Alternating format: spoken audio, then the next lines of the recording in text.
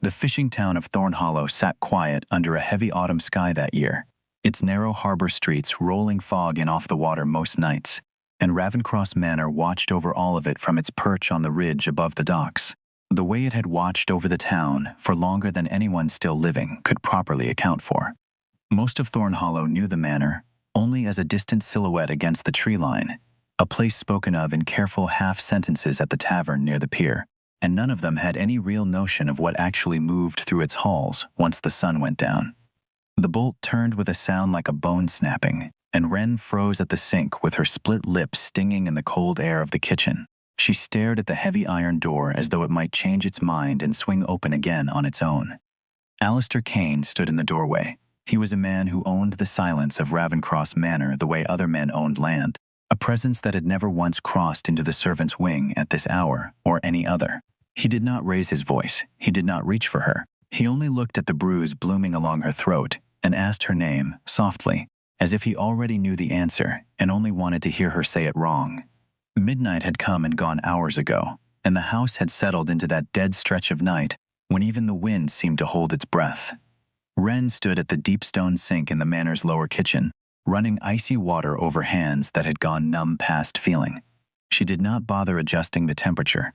The cold was the only thing keeping her upright. In her right hand, she gripped a stiff brush, scrubbing at a copper pot that had already been clean for the better part of an hour. She was not washing the pot. She was trying to scrub away the memory of a hand closing around her wrist in the dark. A sound rose in her chest, half sob, half breath, and she bit down hard on her already ruined lip to keep it from escaping. The salt of fresh tears slid down and dropped into the soapy water, disappearing without a trace, the way she wished the whole night would disappear. This kitchen had always been her one safe corner of the manor, tucked below stairs where the cold stone walls kept out the strange hush that clung to the rest of the house. Ravencross belonged to Alistair Cain, and Alistair Cain belonged to no one, and the staff who served him had long ago learned the first rule of survival there: keep your eyes down, your voice quiet, and never ask why the master of the house never seemed to age. Above the kitchen, the rest of Ravencross unfolded into a maze of dark-paneled corridors and tall shuttered windows, rooms furnished with antiques older than the town itself, rooms she had learned to move through quickly, eyes lowered, never lingering long enough to wonder why so many of the portraits along the grand staircase seemed to depict the very same pale, white-haired man across centuries of painted fashion. The staff who had served longest at the manor never spoke of it directly, and Wren had long ago decided that some questions were safer left unasked, especially when the roof over her head and the wage in her pocket depended on her willingness not to ask them. It had been a good arrangement, this quiet servitude, especially with the crushing weight of her late mother's hospital bills still pressing down on her like a stone she could never quite roll away. But tonight the arrangement had cracked. Her ribs ached with every breath, a deep bruised throb that made her wince even standing still. Her left eye had begun to swell shut, heavy and tight, pulling at the delicate skin beneath it. The collar of her plain uniform had torn at the seam, exposing the raw finger-shaped marks pressed into her collarbone. She scrubbed harder. Breathe, she told herself. Just breathe. Tomorrow there would be powder for her cheek and a scarf for her neck, and no one would ever need to know. The heavy swinging door at the far end of the kitchen groaned on its hinge, and Wren flinched so violently the copper pot nearly slipped from her hands into the basin. She spun around, water dripping from her fingers onto the dark slate floor, and found herself staring at the last person in the world she expected to see standing in a servant's kitchen at that hour. Alistair Cain filled the doorway the way he filled every room he entered, not because of his height, though he was tall, but because of some quality in his stillness that made the air itself seem to arrange around him. His white hair, pale as frost on a window, had been swept back from his face, though a few loose strands had fallen forward as if even his own composure had frayed somewhere in the last hour. His skin held that moonlit pallor that never seemed to change with the seasons, no matter how long the summer or how harsh the winter.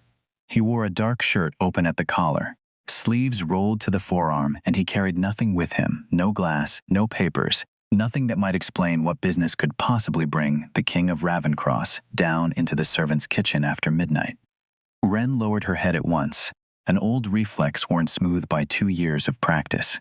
Every person who had ever worked beneath this roof knew the choreography of invisibility. The art of turning one's face away before the master of the house could be troubled by the sight of it.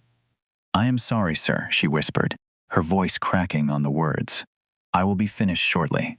I did not mean to disturb you at this hour." Alistair did not move from the doorway. He simply stood there, watching her with an attention that felt like it could see straight through the shadows she was trying to hide behind.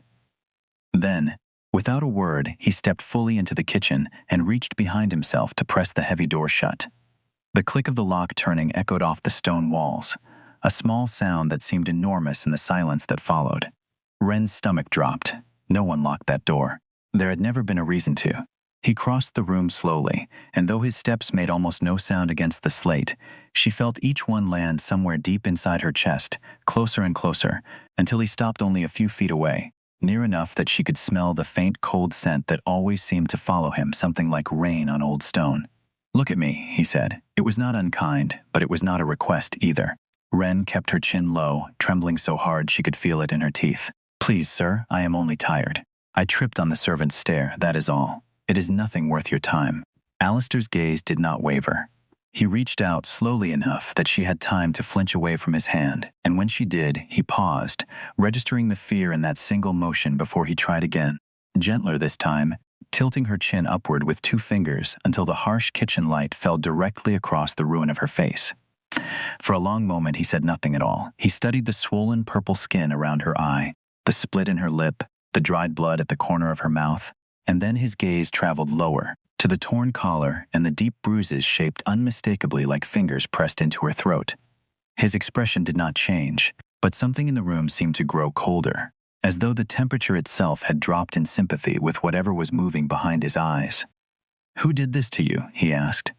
His voice had gone very quiet, and that quiet frightened her more than shouting ever could have. Wren's throat worked uselessly around a lie she no longer had the strength to tell convincingly. "Nobody, sir," she managed. "I fell." Alistair's thumb brushed lightly beneath the bruise on her jaw, and he tilted his head as if considering her words with genuine, terrible patience. "You fell," he repeated, "and the stairs reached up and closed a hand around your throat. Tell me another one, Wren, and tell it better this time, because I am not a man who enjoys being lied to in his own house." She flinched at the sound of her own name in his mouth. She had never once heard him say it before tonight, had never imagined he even knew it, and the fact that he did sent a fresh wave of dread rolling through her. "I need this position," she said finally, the words spilling out before she could stop them. "If I cause any trouble, I will lose it, and I cannot afford to lose it. I still owe money for my mother's care, more than I could ever repay working anywhere else, and if I fall behind again, they will take the little apartment I have left." She pressed her arms tightly around her aching ribs, horrified at herself for saying so much to a man who had never spoken more than a dozen words to her in 2 years of service. Alistair only watched her, his dark eyes unreadable in the kitchen light, and for a long moment the only sound between them was the drip of the faucet she had forgotten to fully close. He stepped back at last and reached into his pocket for a slim silver case, drawing out a single thin cigarette, though she had never once seen him smoke inside the manor walls before. He lit it with an old brass lighter, the small flame briefly illuminating the sharp planes of his face, before he shook it out and let a thread of smoke drift toward the ceiling vents. "You think whoever did this will stop simply because you kept your silence," he said. "Not quite a question. Men who put their hands on someone weaker than themselves do not make a single mistake and stop. They make a choice, and they keep making it, again and again, until someone with the power to stop them finally does." Wren shook her head, terrified less of him now and more of whatever quiet violence seemed to be gathering just beneath his composure. "It happened outside, near the old carriage house," she said softly. "Please, sir, it does not need to become anything more than what it already is." Alistair stepped closer again, closing what little distance remained between them, and this time he set his hand gently on her shoulder, turning her just enough that she had no choice but to meet his eyes directly. "I am not asking you again," he said low and even. "I want a name. Give it to me, and you finish your work tonight, and you never think of this again. Refuse, and I will have the grounds watched until I learn it myself by morning. And then I will know you chose to lie to me rather than trust me, and that is a debt of its own kind." A part of her wanted to believe he was only testing her, the way a man of his standing might test any servant caught crying alone in his kitchen, curious rather than genuinely invested in what had happened to her. But the longer she looked at him, the more that comfortable assumption crumbled away, and what remained in its place was harder to name and far more unsettling.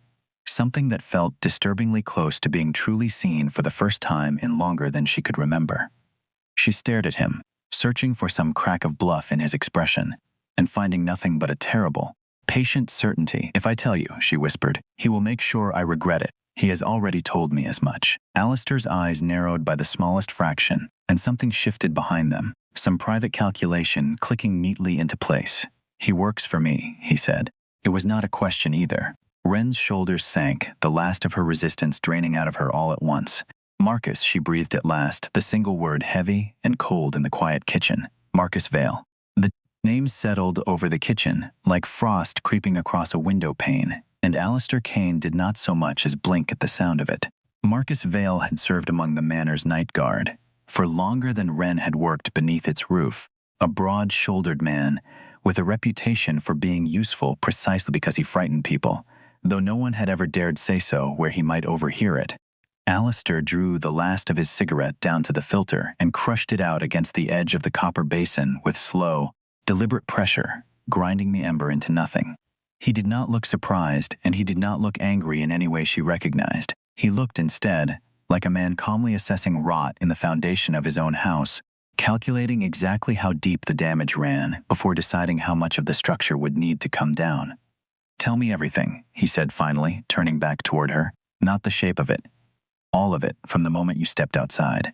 Wren wrapped her arms tighter around herself and, in a voice that kept threatening to break, told him about the burnt-out lamp above the carriage house door, about turning around from the bins to find Marcus already too close, about the whiskey on his breath and the wall at her back and the hand that closed around her throat when she tried to push him away.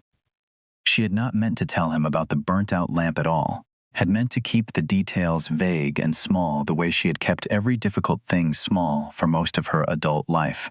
But something about the stillness with which he waited made the whole story rise up out of her at once, unstoppable now that the first thread had been pulled loose. She told him how she had counted the seconds after the door shut behind Marcus, certain that if she simply stayed quiet and still enough, he would eventually tire of her and leave, and how that calculation had failed her completely. Alistair listened without interruption, his jaw tightening by degrees as she spoke, though his voice remained level when he finally asked whether Marcus had said anything else, and whether he had made any promises about what might come next. "He told me the master does not concern himself with the help," she admitted quietly, staring at the floor. "He said he would come find me again on the estate grounds when it suited him, and that if I told anyone, he would make certain no one believed me." The silence that followed pressed down on the room like a physical weight, broken only by the low hum of the old icebox in the corner. He asked her, too, whether Marcus had ever shown similar behavior before that night, and Wren admitted, reluctantly, that she had noticed the way he lingered too long near the servants' entrance on more than one occasion, and that she had simply learned to schedule her errands around his usual hours, the way she might have learned to avoid a patch of ice on a familiar path. She had told herself, at the time, that avoidance was a reasonable enough solution, a small private accommodation that cost her nothing but a little inconvenience.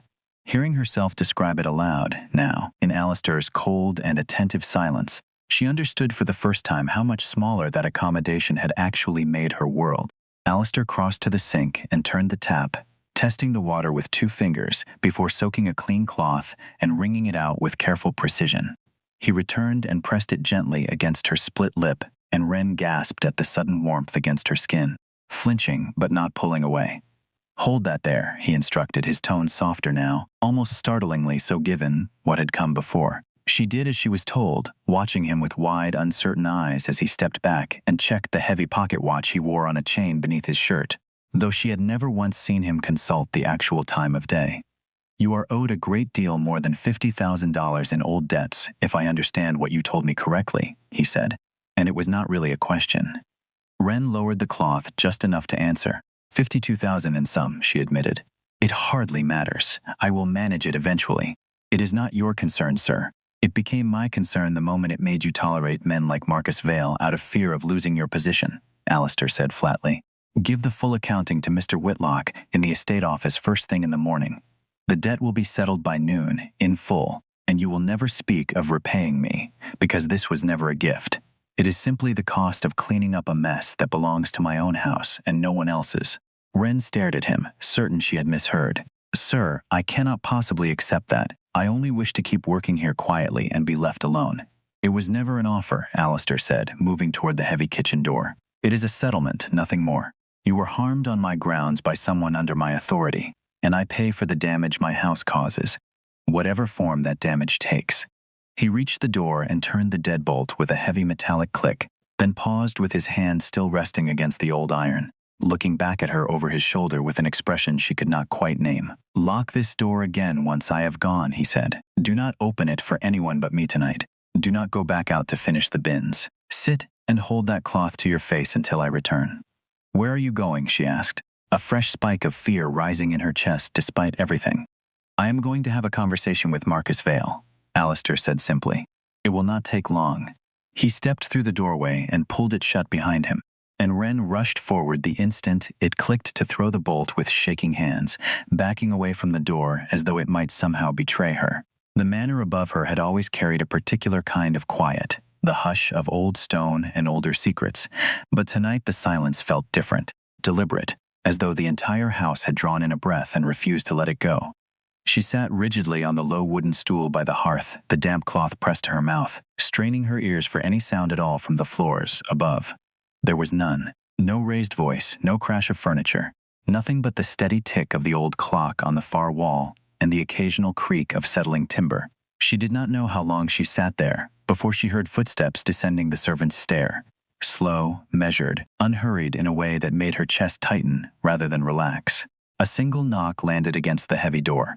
Wren, Alistair's voice said perfectly even, betraying nothing of whatever had happened above. She rose and fumbled with the bolt, pulling the door open to find him standing in the dim corridor light, his shirt sleeves still rolled, his expression composed but unmistakably tired in a way she had never seen on him before. Marcus Vale will not be returning to Ravencross, he said simply, offering no further detail, and something in the flat finality of the sentence told her not to ask for one. He has been removed from my household, and from every household connected to mine, and he understands precisely why. He looked at her bruised face for a long moment, his dark eyes tracing the swelling along her cheekbone with an attentiveness that made her feel, for the first time in longer than she could remember, entirely safe inside that enormous cold house. Where will he go? She asked quietly, unable to help the small residue of pity that clung to the question even now.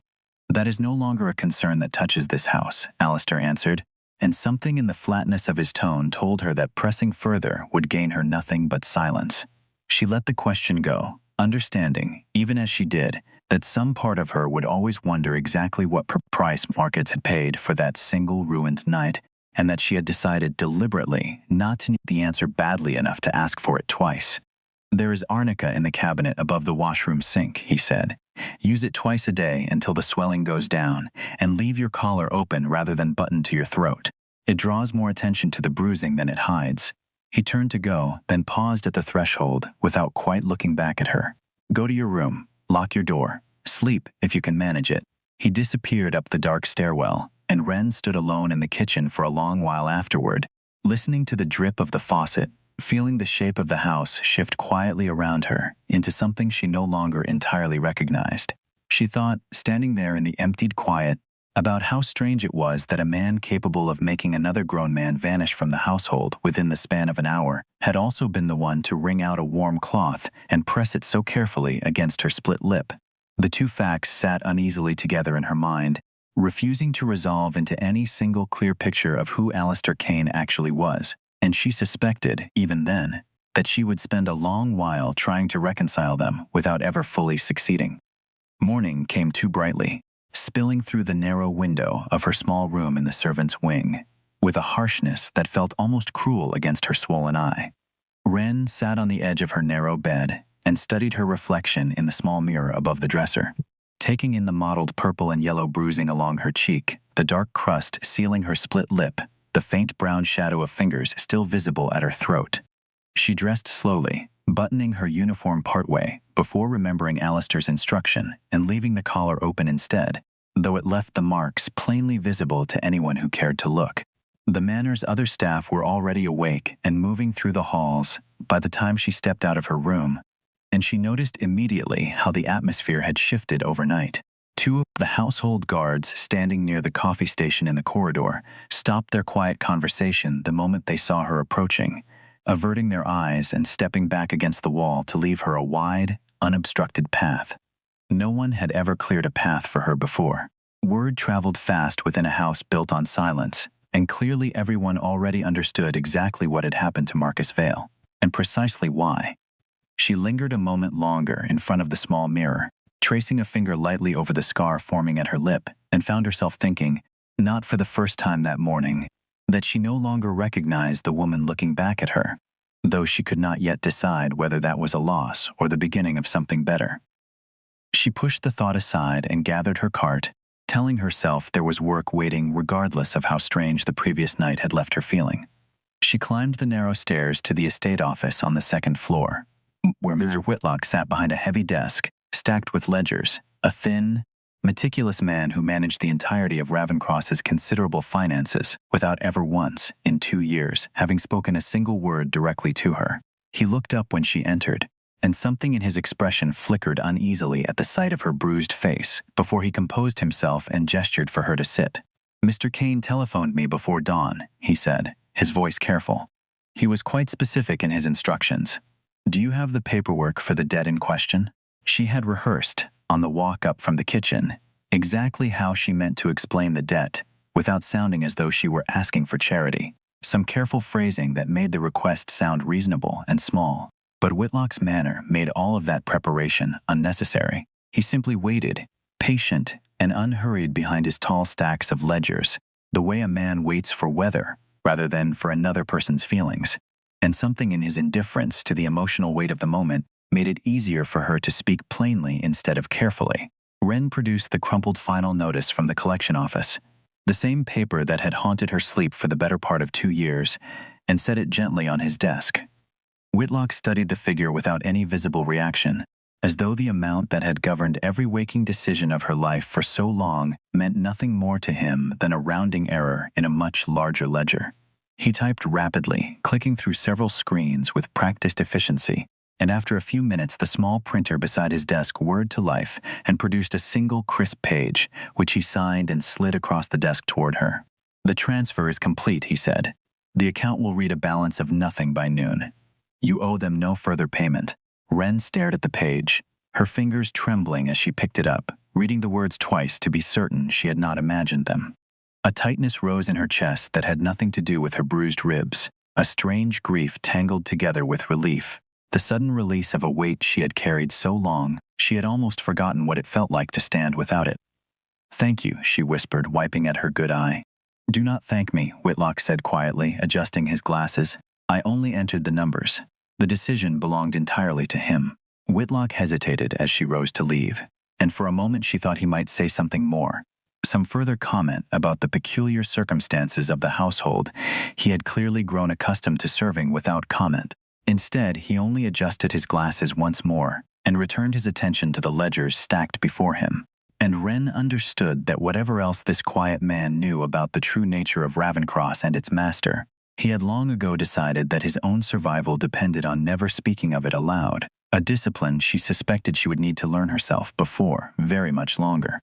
She left the office with the confirmation folded carefully in her pocket and found herself walking, almost without meaning to, toward the East Wing study, where Alistair kept his private hours each morning. She told herself she only meant to retrieve her cleaning cart from the hallway closet, that his study happened to fall along her usual route, but when she reached the heavy double doors standing slightly ajar, she found him seated behind his desk, reviewing a stack of old correspondence with a cold cup of tea forgotten at his elbow. "I apologize," she said quickly, gripping the handle of her cart. "I thought you had already left for the morning. I will come back later." "Come in," he said without lifting his eyes from the papers. She hesitated, then pushed the cart quietly into the room and busied herself dusting the tall bookshelves along the far wall, trying to make herself as unremarkable as possible, though the silence between them now felt entirely different from the silence she had grown used to over 2 years of invisible service. "Did Whitlock settle the account?" Alistair asked eventually, setting down his pen. "Yes, sir," she answered, turning to face him properly for the first time that morning. "I do not know how I will ever repay what you have done. Alistair studied her for a long moment, his dark eyes tracing the fading bruises with the same careful attention he had shown the night before. "I do not want repayment," he said. "I do not do favors, Wren. A frightened employee drowning in debt is a liability to everyone around her. Less settled than is simply reliable. Consider it the cost of running an orderly house." She understood, even as he said it, that the explanation was a kindness disguised as pragmatism, a way of letting her accept what he had done, without feeling as though she owed him her very life in return. "Still," she said softly, "thank you." Alistair rose from his desk, crossed to a low cabinet, and withdrew a small tin of ointment, setting it on the edge of the desk nearest her. "For the bruising," he said, "twice daily, same as I told you last night." He studied her a moment longer, something unreadable moving behind his eyes, then gathered his cold tea and left the study without waiting for any further reply. And Wren stood holding the little tin long after his footsteps had faded down the hall. She turned the small container over in her palm, studying the plain, unmarked lid, and thought about how easily he had handed it to her without ceremony, as though kindness were simply another task to be completed efficiently and then set aside. It struck her only later, walking back down toward her own small room, that no one in 2 years of service at Ravencross had ever once treated her injuries as something worth his personal attention, and that the strangeness of that fact bothered her far less than she expected it to. A week passed, and the manor settled around its new quiet, the way water settles after a stone has finally sunk beneath the surface. Marcus Vale's name was never spoken aloud again by anyone in the household, and his few belongings vanished from the guards' quarters within a single day, as though he had never occupied that room at all. In a house that ran on unspoken understandings, a man could be there one morning and simply cease to exist by the next, and no one thought to ask where he had gone. For Wren, the change in the house's atmosphere was impossible to ignore. She had spent 2 years as something close to invisible, a quiet presence moving through halls no one bothered to notice, and almost overnight, she had become something else entirely, a person the entire staff seemed almost afraid to look at directly.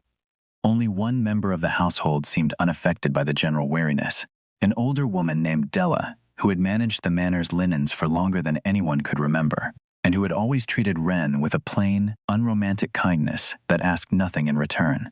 Della continued setting a cup of tea across from her own each morning, exactly as she always had, and when Wren finally asked why she alone had not joined the general retreat, the old woman only shrugged and said that she had buried a husband who never once raised a hand to her, and had no patience left in her long life, for pretending fear was the same thing as respect. That small, unchanged kindness meant more to Wren than she could easily explain, a single thready thread of ordinary human warmth running through weeks that had otherwise reshaped nearly everything she understood about her own life. She began looking forward to those mornings with Della more than she admitted even to herself, grateful for a corner of the house where she was still simply a woman drinking tea, rather than a warning wrapped in a servant's uniform. If she entered the kitchen for tea, whoever sat at the long table would rise and leave within minutes. No one brushed past her carelessly in the corridors anymore. She was safe, unmistakably and completely safe, and yet the isolation of it left her strangely hollow in a way she had not expected. She found, in those first quiet days, that the isolation carried its own peculiar comfort alongside its loneliness. No one questioned where she went or how long she lingered over a task, and for the first time since arriving at Ravencross, she felt as though the house had stopped watching her, the way it watched every other servant moving through its halls. It was not friendship, whatever this new distance had become, but it was not the old fear either, and she was still learning what to call the space in between. Her bruises faded steadily under the ointment Alistair had given her, the swelling around her eye receding into a faint yellowish shadow, the split in her lip closing into a thin, pale scar she could feel with her tongue, but no longer see clearly in the mirror. It was on a quiet evening, nearly 11, that she found herself alone in the manor's great drawing room, polishing the old brass fittings along the fireplace while the rest of the house wound down for the night, the kind of mindless, repetitive task that let her mind finally go still. The heavy doors opened, and Wren did not flinch this time, some instinct in her having already recognized the particular quality of the silence that always preceded him. Alistair crossed to the sideboard, poured 2 fingers of dark amber liquid into a glass, and turned to find her still kneeling near the hearth. "They avoid you now," he said, not quite a question, studying the way she sat back on her heels to look at him. "It is quieter," she admitted honestly. I find I prefer quiet to what came before it. Alistair swirled the liquid in his glass, watching the firelight catch against it. They avoid you because you upset the balance of things they understood, he said. A man laid hands on a servant, and the man disappeared entirely from this house within a day. Now they look at you and no longer see someone easy to overlook. They see a warning. He crossed the room slowly and stopped a short distance from where she stood, the firelight carving deep shadows along the pale planes of his face. Are you angry about that? She asked, surprising herself with the steadiness of her own voice. If I were angry, he said quietly, I would not have done it. He studied her for a long moment, something shifting behind his eyes that she had not seen there before, something almost like hesitation. You asked me once why I settled your debt, and you did not believe the answer I gave you. No, she admitted. I did not. Alistair set his glass down on the mantel above her head, his sleeve brushing lightly against her shoulder as he did. I hate leverage, he said finally. That debt was leverage. It made you afraid, and fear made you tolerate things no one should ever have to tolerate. I removed the leverage. You do not owe the hospital. You do not owe me. If you remain in this house, it will be because you have chosen to, not because you had no other option. Wren looked up at him, understanding all at once that he had just handed her an open door, a clear path to leave the manor entirely free of debt, free of danger, free of whatever strange gravity had begun pulling her toward him in the quiet hours of the last week. And if I choose to stay, she asked softly. He rose from where he had been sitting and crossed to the tall window overlooking the dark grounds, his back to her for a long moment, as though he needed the distance to say what came next honestly. I have watched mortal women pass through this house before, he said quietly. Some as guests, some as staff, and every one of them eventually chose to leave once they understood what truly lived beneath this roof, and I never once blamed a single one of them for it. It would be the sensible choice even now, and I would think no less of you for making it. Alistair's jaw tightened almost imperceptibly. Then you should understand exactly what you are choosing, he said, turning back to face her fully. There are things about this house, and about me, that you have likely already begun to sense without fully naming them. Small oddities you have chosen not to examine too closely, because examining them would have cost you the comfortable explanation you had already settled on. This life does not become simpler the longer you remain in it. I do not become an easier man to know. She thought of the portraits lining the grand staircase, the same pale face repeated across centuries of changing fashion, and of the way the household guards always seemed to time their rounds carefully around sunrise, retreating indoors long before the first true light touched the eastern lawn. She thought of how the manor's wine cellar never seemed to be restocked, how the kitchen prepared meals for a staff of a dozen, while the master of the house never once sat down to eat among them, and how none of the older servants ever quite met her eyes when she asked, early on, why the shutters on the west wing stayed closed even at midday. All of it had been sitting quietly at the edges of her attention for 2 years, small pieces of a picture she had never allowed herself to fully assemble until this moment, kneeling by a dying fire with the answer finally offered plainly instead of merely implied. You are not entirely a man at all, are you? She said quietly, and the words hung in the firelit room between them, plain and unhidden for the first time since she had come to work beneath his roof. Alistair went very still, studying her with an intensity that made the air itself seem to grow heavier. No, he said at last, I am not. She had spent the walk from the bookshelf to where he now stood, turning the pieces over in her mind. The burnt-out lamp above the carriage house, the endless portraits, the cellar that never seemed to need restocking, and had arrived, almost calmly, at the only conclusion that fit every strange detail she had gathered over 2 quiet years without ever quite letting herself finish the thought. Wren held his gaze, feeling something settle inside her chest that felt less like fear and more like the strange calm that comes after a long-held breath is finally released. I already knew, she said. I think I have known for some time, and I find that it changes nothing about what I want to say to you now, which is that I am not leaving. Alistair studied her for a long moment, as though testing the weight of her words against some private measure only he could see, and when he finally spoke again, his voice had lost some of its coolful distance. Most people, once they understand what truly walks these halls at night, choose the open door without ever looking back, he said. I have watched it happen before, more than once, and I stopped expecting anything different a long time ago. Then perhaps you have simply been waiting to meet someone who was tired of choosing safety over everything else that mattered, she answered. And something in his expression, some old guarded weariness, seemed to ease for the first time since she had known him. Down in Thorn Hollow proper, the fishermen mending their nets along the harbor wall had noticed nothing different at all. Unaware that anything of consequence had shifted within the walls of the manor on the ridge, and Wren found a strange comfort in that ordinary indifference, in the fact that the town could go on exactly as it always had while her own life reorganized itself so completely around a man the townspeople had never once seen by daylight. Autumn deepened over the following weeks, and Ravencross Manor seemed to draw its old stone walls a little tighter against the cooling air, the way it always had at that time of year. Wren remained, though her days had shifted in ways she could not have imagined only a month earlier.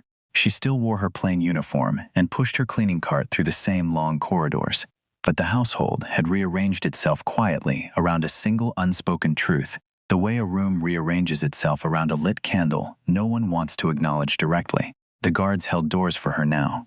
The kitchen staff saved a warm plate for her before the others could claim it. If a newly hired hand let his gaze linger a moment too long, one of the older staff would draw him quietly aside and offer a correction he would not need to hear twice. She had become, without ever seeking it, a kind of living reminder of what happened when someone under this roof forgot the boundaries of Alistair Kane's protection, and she carried that strange new weight without ever abusing it. The moments she shared with Alistair remained small and unplanned, scattered through the margins of his long, unexplainable hours. A shared pot of tea in the kitchen near dawn, when the rest of the house still slept. A quiet nod exchanged in the hallway as he returned from wherever his nights carried him, his coat smelling faintly of cold rain and distant wood smoke. Neither of them spoke of Marcus Vale, nor of the debt now settled, nor of the words she had spoken to him in the drawing room. They existed instead in the careful, deliberate distance of two people who both understood exactly how much closer they had already grown, whether they said so aloud or not. It was on a chilled evening in the Manor's East Library that Alistair finally spoke more openly than he ever had before, seated in the deep chair nearest the fire while Wren dusted the high shelves nearby. "There are others of my kind who would find it a great weakness," he said without preamble, "that I have let a human this close into my household, into my own hours." Wren paused her work, glancing over at him. "And what do you believe it is?" she asked. He considered the question longer than she expected. "I believe," he said finally, "that I have been alone for longer than you could easily imagine, and that loneliness of that length changes the shape of a person in ways not easily undone." One evening, near the middle of that stretch, a visitor arrived at Ravencross unannounced, a tall woman with dark hair and an unmistakable air of old authority, who introduced herself only as a member of a neighboring house come to discuss matters of old agreement with Alistair. She looked at Wren for exactly as long as courtesy demanded, and not a moment longer, her gaze sliding over the plain uniform with an expression that needed no translation. Alistair felt the boundaries of his own hospitality make an odd human choice. The woman remarked coolly to him before departing, and it will not go unnoticed by those who still care about such distinctions. Alistair said nothing in reply, but Wren noticed the muscle that tightened along his jaw long after the visitor's carriage had disappeared down the drive. He told her, in pieces that evening and in the evenings that followed, fragments of a life stretched far beyond ordinary measure, of a title inherited rather than chosen, of a court scattered across the old world and the new that watched him with as much suspicion as loyalty, of centuries spent learning that closeness was a luxury few of his kind could afford without eventually losing whoever they had grown close to. Wren listened without flinching from any of it, and slowly, without either of them quite naming the shift, the distance between the chair by the fire and the shelf she dusted grew smaller with each visit. He spoke on another evening of the old agreements that bound houses like his own to a fragile peace across the wider region, treaties negotiated centuries earlier by men and women long since turned to dust, treaties that depended entirely on every house respecting boundaries no mortal court could ever enforce. Ravencross had held its portion of that peace for longer than any neighboring house, he told her, and that endurance alone had made other houses jealous in ways that had nothing to do with land or wealth, and everything to do with old, patient resentment. "There is a rival house," Alistair admitted one evening, "one that has watched Ravencross for a long while now, waiting for any sign of weakness they might use to challenge my claim over these grounds and the old agreements that hold our kind in check. Their own house had lost its standing generations ago, through exactly this kind of carelessness," he explained. "A young heir who had grown attached to a mortal companion, and refused every warning to end the connection before it drew unwanted attention, until rivals used that very attachment to dismantle everything his family had built across 2 centuries of careful diplomacy. The story had passed down through his own court as a kind of cautionary tale ever since, repeated to every young vampire who showed the first signs of caring too deeply for something that would not outlive a single one of their own long years. Some among them would consider a human held this close to my heart to be exactly the sort of weakness they have been waiting for.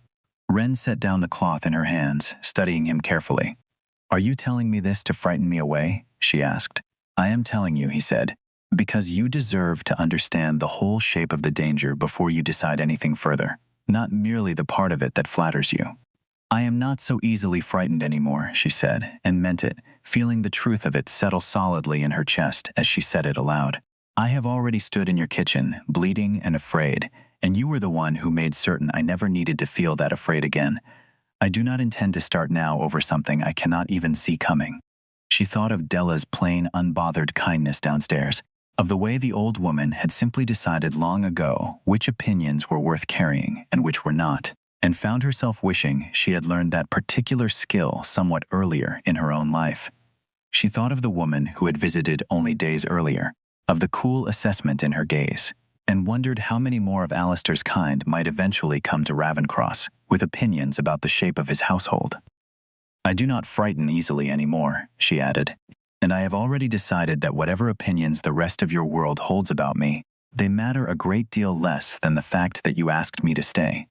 Alistair studied her for a long moment, and something in his expression, some old careful wall he had kept standing for longer than she could imagine, seemed to ease very slightly, though it did not disappear entirely. "You should know," he said finally, "that if that house ever does move against me, it will not come quietly, and it will not come with any concern for who else happens to be standing near me when it arrives. I would rather you understand that clearly now than discover it without warning later."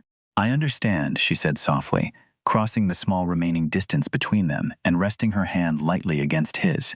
"And I am still here." She thought of her mother again in that quiet stone chamber, of the long nights spent at her bedside, learning to sit with fear rather than run from it, and understood that everything those difficult months had taught her about staying present for someone in pain had somehow led her, by a path she never could have predicted, directly to this cold room and this cool hand beneath her own. Some lessons, she thought, simply waited patiently for the right circumstance to finally prove their worth. Alistair covered her hand with his own, his skin cool beneath her fingers in a way she had long since stopped finding strange, and for a long while neither of them said anything further, content simply to sit together in the firelight while the old house settled quietly around them. The attack came on a Tuesday evening in late November, without warning and without mercy, for the quiet the manor had settled into over the preceding weeks.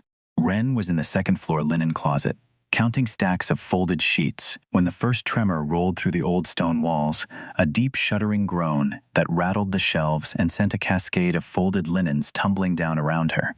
She dropped to her knees instinctively, hands over her ears, as a second wave of pressure rolled through the house, closer this time, followed by the distant sound of shattering glass somewhere far below. For a long moment she simply knelt frozen among the scattered linens, certain the tremor must have been some ordinary structural failing, an old chimney finally giving way after generations of harsh winters, until the second tremor came, and some deeper instinct told her the truth of it, before her mind had fully caught up. She had known, in the abstract way one knows about distant storms, that Alistair's warning about the rival house had not been an idle one. Security around the manor had tightened noticeably over recent weeks, unfamiliar guards posted along the tree line at dusk. The old iron gates kept locked long before nightfall. But knowing a storm might come and standing inside one, when it finally arrived, were two entirely different things, and Wren crawled out of the ruined linen closet into a corridor thick with dust and the acrid smell of something burning far below. The emergency lamps flickered on along the hallway, casting a sickly amber light over walls that had cracked in long, jagged lines from ceiling to floor. Somewhere below, she could hear shouting, voices raised in a language she did not recognize, layered over sounds she could not name and did not want to.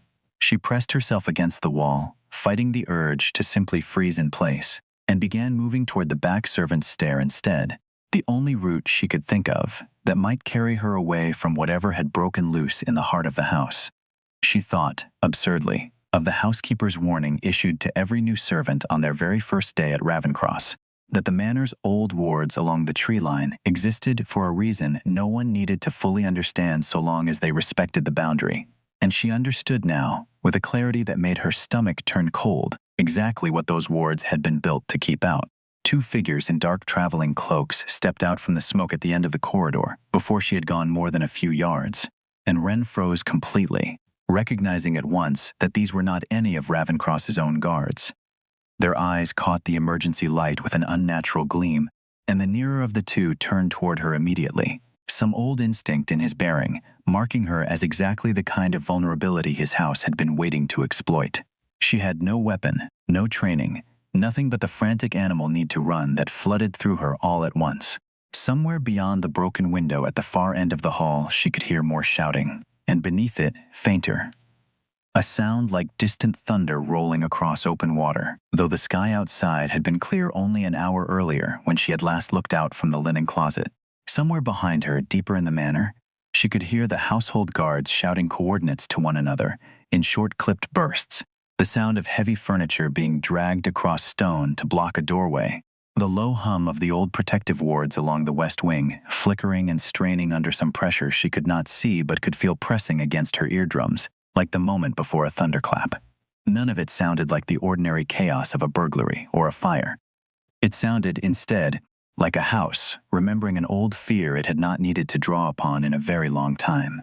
Every stone and beam of it straining to hold against something that wanted badly to get inside.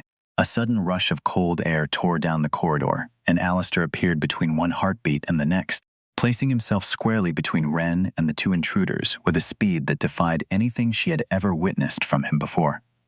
His white hair had come loose entirely, and his eyes had darkened to something closer to black, though his voice, when he spoke, remained eerily controlled. "Leave this house now," he said, "and you may still leave it whole." For a single suspended heartbeat, no one moved at all, the three of them frozen in the amber light while dust drifted slowly down through the air between them, and Wren had the strange sensation of watching something ancient and inevitable finally arrive after circling the manor for weeks in the shape of quiet rumor and unspoken warning. The two cloaked figures did not answer him with words. What followed happened too quickly for Wren to fully track, a blur of motion and old power clashing in the narrow corridor, until both intruders were driven back through the shattered window at the end of the hall and out into the dark grounds beyond, gone as suddenly as they had appeared. Alistair turned back to her immediately, closing the distance between them in two long strides, his hands moving over her shoulders and arms with a rough, urgent thoroughness, checking for injury before either of them had caught their breath. "Are you hurt?" he demanded. His composure cracked wide open for the first time since she had known him. "No," she managed, gripping his forearms to steady herself. "I am not hurt. You are bleeding." A dark stain had begun spreading across the side of his shirt where one of the intruders had caught him with something bright and thin that had gleamed like old silver in the amber light. "It is nothing that will not mend," he said, though the tightness in his voice told her otherwise, and he took her hand firmly in his own. "We need to move now." He led her quickly through the damaged corridors, avoiding the worst of the wreckage, until they reached his own chambers at the end of the east wing. He crossed to the old stone hearth and pressed his palm against a worn section of the mantel, and the hearth swung inward on a hidden hinge to reveal a narrow passage leading down into darkness, a sanctuary built into the very bones of the house for exactly this kind of night. "Inside," he said, gesturing toward the opening. "I am not going in there without you," Wren said immediately, planting her feet despite the chaos still audible somewhere below. "Wren," he said, his voice sharp with something close to desperation, "the perimeter has been breached, and I do not yet know how many more of them remain on these grounds. If I have to stand and hold this house, I need to know you are somewhere safe while I do it." "You brought me this close to your world," she said, refusing to move. "You do not get to shut me out of it now, not when it matters most." The old passage door groaned faintly as something heavy struck the chamber door behind them, and Alistair made his decision in an instant, pulling her down into the dark passage with him and sealing the stone door shut behind them both, the mechanism locking into place with a heavy final sound that cut off the chaos above as completely as if it had never existed at all. The hidden chamber beneath the east wing was small and cold, lit only by a low amber lamp fixed into the stone wall, and the sudden silence after the violence above felt almost louder than the chaos itself had been. Alistair slid down against the far wall, his good hand pressed against the wound at his side, his breathing shallow in a way that frightened Wren more than anything she had witnessed in the corridor above. She dropped to her knees beside him at once, pushing aside her own trembling to focus entirely on the dark stain spreading steadily across his shirt. "Let me see it," she said, already working at the buttons with careful, hurried fingers. He did not argue, which alone told her how much strength the encounter above had cost him.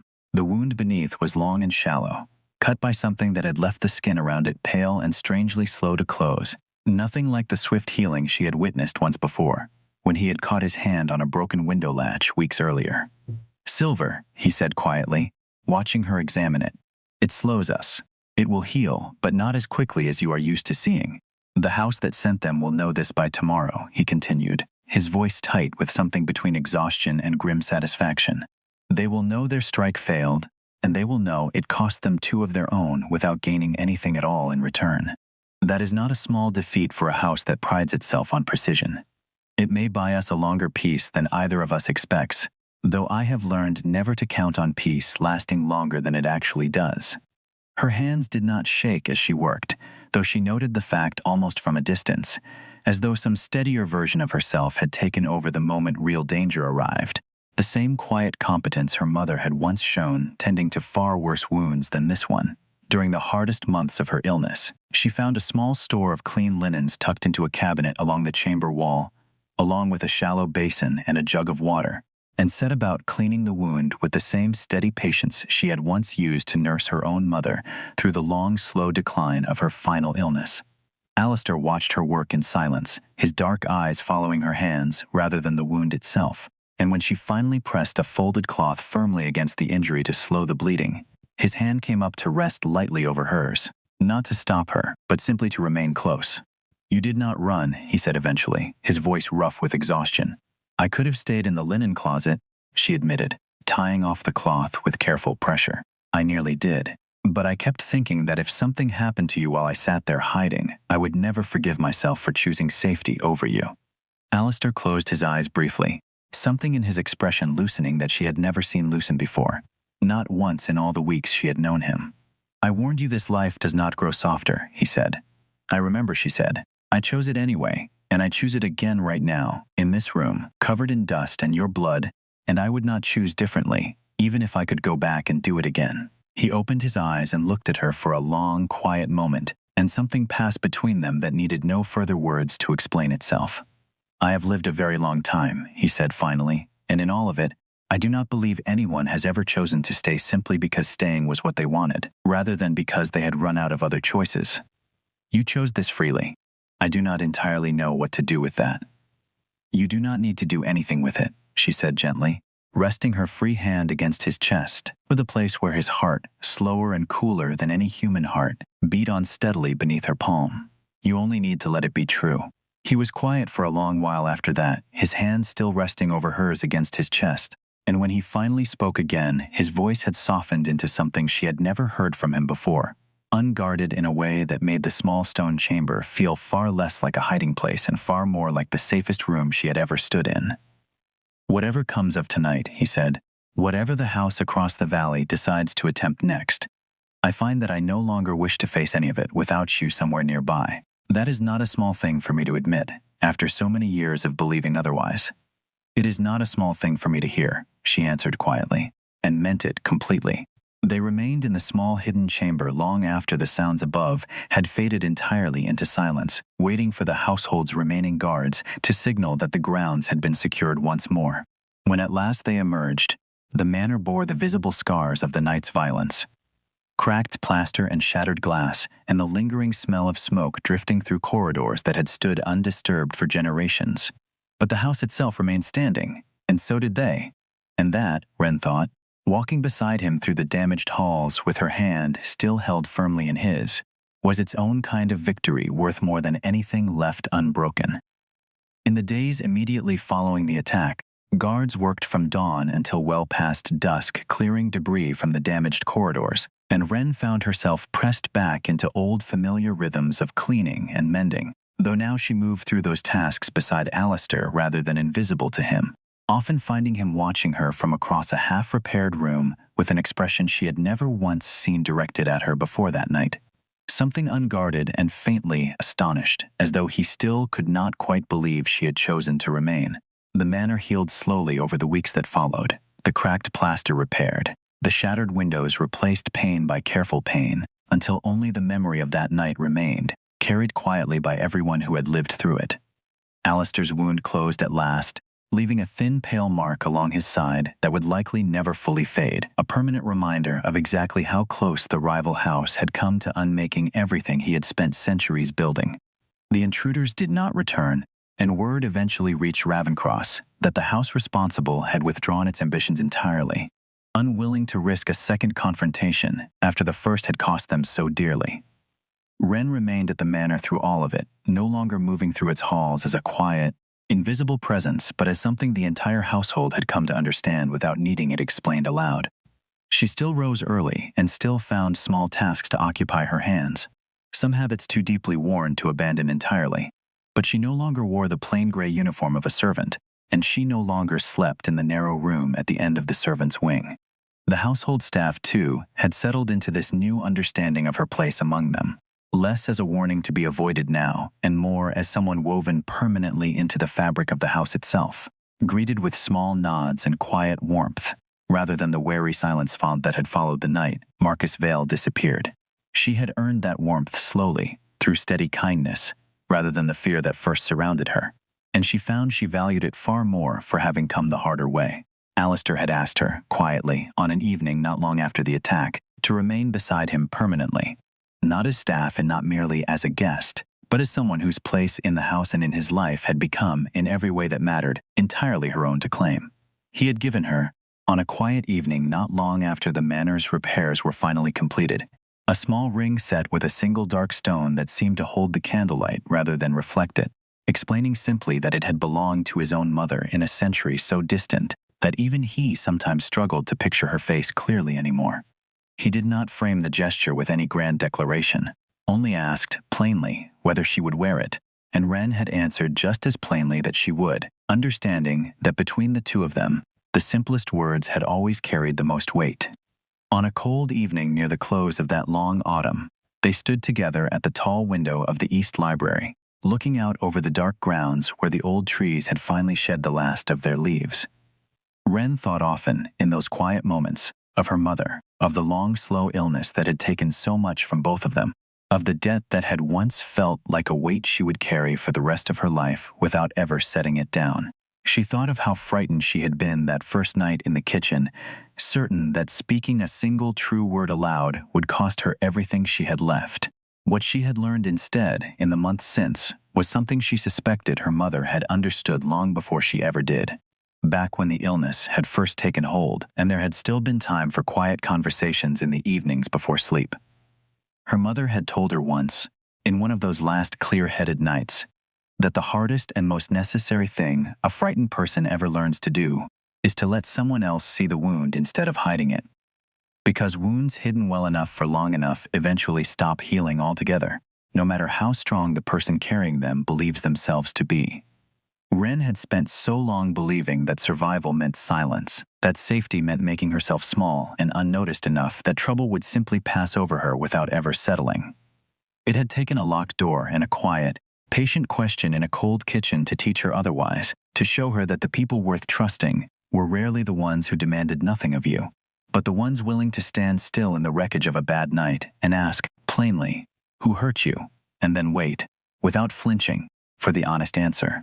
She thought, too, of all the years she had spent believing that growing older simply meant growing more cautious, that every hard season a person survived ought to leave them smaller and more guarded than the season before, a lesson she had absorbed without ever quite deciding to believe it, the way most people absorb the quiet assumptions of a difficult life without examining them closely.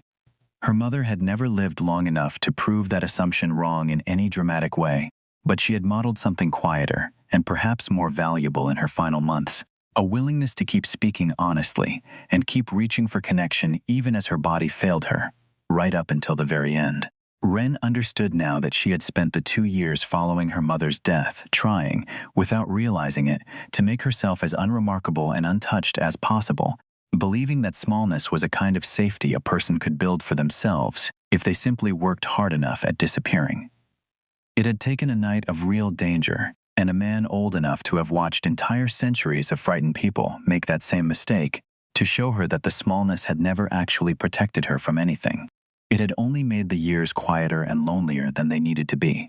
She understood now that courage rarely arrived as a single dramatic act, a door kicked open or a debt settled in one grand gesture, though both of those things had certainly played their part. More often, courage looked like the small daily decision to remain honest with someone, even after being hurt for it before, to let a scar be seen rather than hidden beneath a buttoned collar, to choose closeness again, even knowing exactly how much it might eventually cost. It was the same courage her mother had shown at the very end, choosing to speak plainly about her fear rather than pretending bravery she did not feel. And it had taught Wren more about living well than any of the difficult years that came before it ever had. Alistair stood beside her at the window, his hand resting easily over hers on the cold windowsill, and for a long while neither of them spoke, content simply to share the quiet, after everything the year had cost them both. "I used to believe that surviving meant staying invisible," she said finally, breaking the silence. "Now I think it means letting the right person see you clearly, even the parts that are broken, and trusting that they will not turn away from what they find there." Alistair turned to look at her, his pale eyes catching the last of the evening light through the tall window. "Then we have both learned the same lesson this year," he said quietly, "from opposite ends of a very long life." It occurred to her, standing there in the settling dark, that she had spent so long measuring her own worth by how little trouble she caused, how quietly she moved through other people's houses, that she had nearly forgotten what it felt like to take up space in a room without apologizing for it. Alistair had never once asked her to be smaller or quieter or easier to overlook. If anything, he had spent these last months slowly, patiently, teaching her the opposite, that she was allowed to want things, to ask for things, to be seen clearly and still be welcomed rather than punished for it. She would carry that lesson forward, long after this particular autumn had passed into winter, and then into whatever seasons followed it. She knew, because it was not a lesson that belonged only to fear and danger and old stone houses on a ridge above a fishing town. It belonged to anyone who had ever convinced themselves that safety required disappearing, anyone who had ever mistaken silence for peace, and she suspected that lesson would matter to her for as long as she lived. However long or short, that life eventually turned out to be beside a man who measured his own in centuries. She smiled at that, resting her head against his shoulder as the dark settled fully over the grounds outside, and somewhere beneath the old stone floors of Ravencross Manor, the house that had once felt like a fortress built to keep the world out, finally felt instead like a place built to hold something worth protecting, gently and without fear, for however long the years ahead chose to grant them both.